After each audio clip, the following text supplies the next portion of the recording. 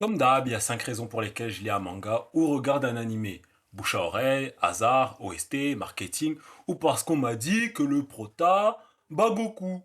Et c'est la dernière option qui s'est présentée. Oui, je suis frauduleux, je sais, laissez-moi tranquille. Mais j'étais jeune. J'ai commencé à regarder puis à lire le manga quand j'avais 16-17 ans, à honte totalement drop parce qu'il y avait un trou dans la publication des scans.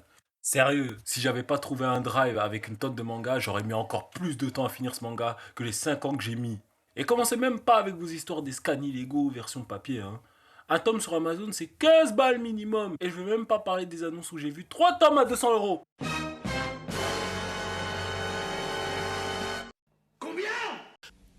Fils de pute, FILSDE PUTE.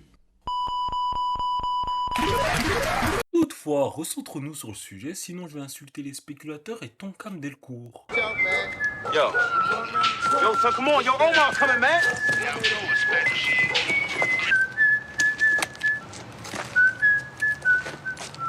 Medaka Box, ça parle de quoi? Ça parle d'une gamine de 15-16 piges ultra forte en tout qui dédie sa vie au bonheur des autres. Grâce à son incroyable charisme, elle réussit à devenir présidente du conseil des élèves avec 98% des votes, comme tout bon dictateur africain. On va donc la voir avec son meilleur ami et deux autres persos, résoudre les problèmes de lycée Alanda jusqu'à que ces problèmes les amènent à faire face à une machination développée par le lycée Akoniwa, le lycée de Medaka qui a créé des surhommes, et même en arriver à se confronter à un dieu, entre guillemets bien sûr, hein, parce que bon, enfin, bagarre, émotion et sont les maîtres mots de ce manga. C'est un shonen quoi, en plus du jump. Vous connaissez déjà la marchandise. Bon, je vais pas le cacher plus longtemps, Medaka c'est une putain de Marisu. La meuf est super forte, intelligente, sait tout faire, comprend tout, a zéro difficulté et aimait tout le monde, contrairement à moi. Mais le scénariste et le dessinateur sont au courant et l'assument. Ce qui est intéressant, c'est qu'ils utilisent avec adresse les autres personnages principaux pour non seulement les mettre en valeur, mais en plus remettre en question le statut de Marisu de Medaka. Ils ont leur moment de gloire, leur propre développement, surtout Zenkichi, le meilleur ami de Medaka, et Kumagawa, l'un des antagonistes du manga. だから僕は悪くない熊川メダカちゃん久しぶり僕だよ Et leur bon développement n'empêche pas d'apprécier Medaka Kurokami. Un perso de fou quand même, hein. Belle, intelligente, badass, 95 des bagarreuse. Mais bon, on n'est pas là pour parler de mes goûts en matière de filles. En fait, Medaka, à l'instar de Toriko, est déjà une personne aguerrie. Même si pour Toriko, il a en plus l'expérience qui parle pour lui. Mais à force, la protection d'être une Marisu perd en efficacité et elle se retrouve elle aussi à devoir dépasser ses limites. Et à chaque fois, on attend la dernière connerie qu'elle va faire pour nous sortir de ce pétrin. Et à l'instar de Medaka, ses adversaires et ses amis redoubleront d'efforts pour pouvoir la vaincre ou l'aider. C'est à ce moment-là que le récit prend toute son ampleur. Au-delà des combats, c'est un combat entre ses amis et leur lâcheté de toujours compter sur Medaka, leur faiblesse de penser pouvoir la protéger alors qu'elle leur met une vitesse spatio-temporelle et c'est donc encore une plus grande épreuve pour eux de vouloir arriver à son niveau. C'est pas ta faute. Déconne pas avec moi, d'accord? Déconne pas avec moi, pas toi. C'est pas ta faute.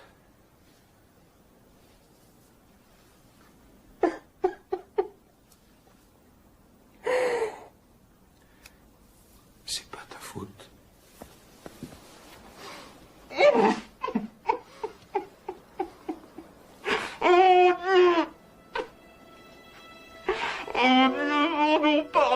Et c'est terrible car Medaka elle-même se sent seule face à la force démesurée de ses convictions et de sa compréhension des humains, puisqu'étant trop parfaite pour être considérée comme une humaine, ce qui l'amène à rechercher et retravailler son désir de se trouver un but. Sincèrement pour moi Medaka est au même niveau que Goku en tant que perso inspirant tellement elle est incroyable. Je la trouve superbement inspirante, ses idéaux, sa façon d'être, elle m'inspire beaucoup même dans la vie de tous les jours. Relire ce manga m'a rappelé certaines choses que j'avais dites lorsque j'étais jeune, insouciant et malchanceux. Stupide. Et ça m'a fait franchement rire. Non mais sérieux, il y a trop de moments iconiques dans ce manga. Si je dois en parler juste d'un seul, c'est le moment où il y a le j'ai gagné et on voit Medaka avec Tears of Orphans, l'ending de Gundam Orphans dans les oreilles. Comment c'était trop de la bombe. Pourquoi j'ai pas lâché une larme? En soi, le côté Marisu de Medaka est un pari risqué parce qu'à la fois, on peut se dire mais elle va gagner à chaque fois de toute façon. Doit-on vraiment s'inquiéter? Sauf que les auteurs ont réussi à jouer avec cet archétype si chiant et réussir à faire évoluer le personnage et son archétype pour qu'il soit appréciable pour nous tous, pour que Medaka l'humaine ait des sentiments, des aspirations et ce qui les caractérise et les forge, les défaites. Le scénario ne se contente pas d'être performant dans la création de son lore et dans l'imagination de ses tactiques de combat réfléchies, mais il est aussi capable d'émouvoir le lecteur, de titiller ses émotions, que ce soit dans la tristesse, la colère ou bien la frénésie, ce qui rend la lecture d'autant plus agréable car on ne se satisfait pas juste de nous montrer des performances intellectuelles, stratégiques ou physiques. Ce manga sait jouer des codes du shonen et les manier avec grâce et paillettes. Finalement, les thèmes de l'œuvre sont qu'est-ce que le bonheur pour les humains, les rêves ainsi que l'adolescence et le passage à l'âge adulte. Ils peuvent, selon la sensibilité de chacun, être abordés avec des gros sabots. Là, vous pouvez le constater, mais je suis zéro objectif dans mon amour pour ce manga. Comme à chaque propre manga d'ailleurs, hein, que ça soit dans l'amour ou dans la haine. Donc pour moi, il fait le boulot comme un chef.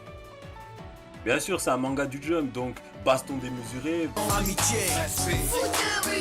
Les antagonistes deviennent des protagonistes, tout ça. Et en parlant des antagonistes, ils sont ultra intéressants de par leurs objectifs qui concordent avec les thématiques mises en place que le manga traite et que je ne vais pas citer pour pas spoiler, et qu'elles perdent leur superbe. Mais de toute manière, les persos en général sont incroyables, surtout ce foutu Kumagawa. Quel goût le frérot, même si c'est l'une des plus grandes lopsa qui m'a été donnée de voir. C'est trop pour moi. Ce mec est fou.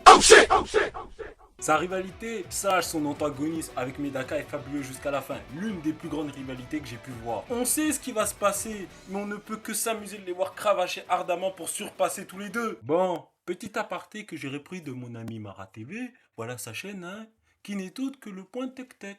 Ça va balancer des infos inutiles, mais toujours bonnes à savoir. Et avec mon autre ami Amano, qui m'a insulté de forceur alors que je lui ai demandé juste son graphique. Vous ne saurez même pas dans quel contexte il me l'a dit parce que vous n'avez pas besoin de le savoir, c'est compris? Compris? Comme vous pouvez le voir sur ce graphique, le manga a vécu sa vie pépère sans être un grand succès, mais a eu sa petite heure de gloire et a été tiré à 5 580 000 exemplaires. Ce qui rend encore plus incompréhensible le fait qu'on n'ait pas de saison 3 avec le meilleur arc du manga. Mais bon, c'est les aléas du capitalisme. Bon, comme vous le savez normalement, si vous êtes un peu grand, vous savez que dans la vie, tout n'est pas blanc, tout n'est pas noir. Donc l'un de ses défauts, où je vais en venir, c'est les dessins. Le dessin n'est pas le point fort du manga. Il est pas moche, hein, mais il n'est pas l'un des plus mémorables parmi les mangas que j'ai pu voir. Il reste néanmoins très efficace. Le découpage aussi, les effets de certaines planches, bordel, tu pètes un plomb. Mon seul point noir, c'est le fait que le dessinateur met les yeux devant les cheveux. Oh my god! J'avais trop envie de casser mon téléphone quand je lisais. Mais bon, tu t'y habitues à part 2-3 moments où, et concernant un certain perso, tu t'en aperçois presque plus. Et il y a aussi un autre défaut majeur du manga, c'est l'agencement des arcs suivants. Celui des prétendantes et celui des Shiranui. Ils ont agencé ces arcs tels qu'on dirait des rajouts alors qu'ils sont essentiels au développement des persos et de l'intrigue. Sans eux, on aurait d'immenses trous dans l'histoire. Mais on dirait vraiment des rajouts, genre des fillers. Pourtant, il faut bien qu'ils soient là. C'est pas fluide dans la manière de raconter et ça s'emboîte mal. Mais bon, ça n'atteint pas la ligne de l'histoire de trop. On a le droit à une fin exceptionnelle et si on parle d'arc et qu'on veut aborder tout dans les moindres détails, celui des collégiennes qui veulent être les présidents du lycée est un peu ronflant, à la limite du nul. Mais vas-y, ça va en vrai. Et petit aparté sur le fanservice, hein. Comme vous avez pu le voir avec ces images, hein, je jure que les gens, vraiment, vous êtes pas prêts pour ce qu'il y a dans le manga.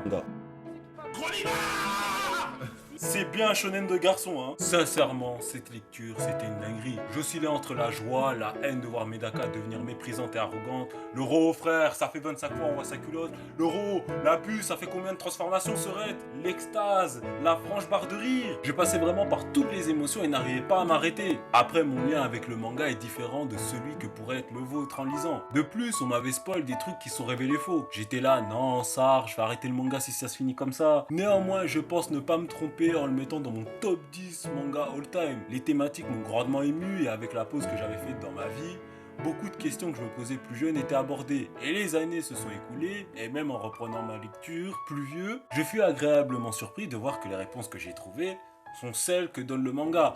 Après, quand je dis sont celles que donne le manga, faut pas tout prendre au premier degré, hein. Parce que je vous connais, ça va dire oh non, bouffon, tu crois la vie c'est un shonen, ah les gars, c'est bon. Dans cette équipe, bien sûr, j'ai grandi, nanani, nanana, j'ai grandi. Je suis certain que, si ça vous tente de lire les 22 tomes, vous leur trouverez des tas de défauts qui feront que vous trouverez ce manga random tier, mais pour moi, c'était une redécouverte des plus plaisantes. En fin de compte, oui, elle est pas plus forte que Goku, mais elle reste un fabuleux personnage que tout le monde ne pourra pas apprécier, j'en suis conscient. J'ai pu le voir en lisant une critique sur My Animalist. Tout ce que j'ai apprécié avec ce manga, quelqu'un le décriait. Et j'en viens à est-ce que je recommande le manga? Ma première réponse simple, directe, pas de fioriture, c'est non. Bon, en développant un peu, je le recommande pas parce qu'il risque de ne pas plaire à la grande majorité. C'est nul! Si vous voulez que de la démesure ahurissante, les dialogues à rallonge sur les tactiques des personnages vers le milieu-fin du manga vont vous rebuter. Si la parodie et le brisage du quatrième mur vous dérangent, eh bien, passez votre chemin. Si vous êtes là juste pour de la baston décérébrée comme tout bon Neketsu, sachez que c'est entrecoupé avec du slice of life et que les bastons ne sont décérébrés que ça. Juste les power-up de Medaka qui sont pour certains... Vas-y frère, Malembe, c'est bon, dose. Donc c'est à vous de voir. Et petit aparté sur le fanservice, là vous êtes pas prêts pour ce qu'il y a dans ce manga. Je pense qu'il n'y a que Mashima qui est au-dessus de ça. Il y a Skip au grade, mais j'ai pas lu, donc je sais pas. Donc laissez-vous tenter si vous avez envie de lire Medaka. Message de fin, dès le cours ton cam, rééditez-le, c'est bon, j'ai pas envie de payer 150 € le tome.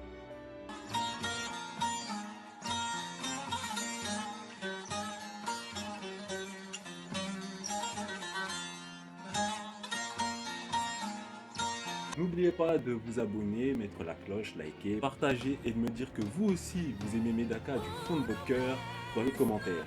C'était Flame, à plus.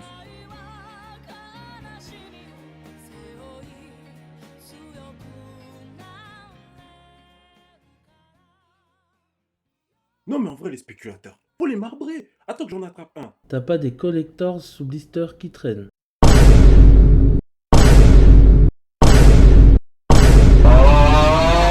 Really, nigga? Ah ouais, c'est vrai. Dis Siri. Mais BOC Niska. Bâtard en courant, c'est bâtard en courant.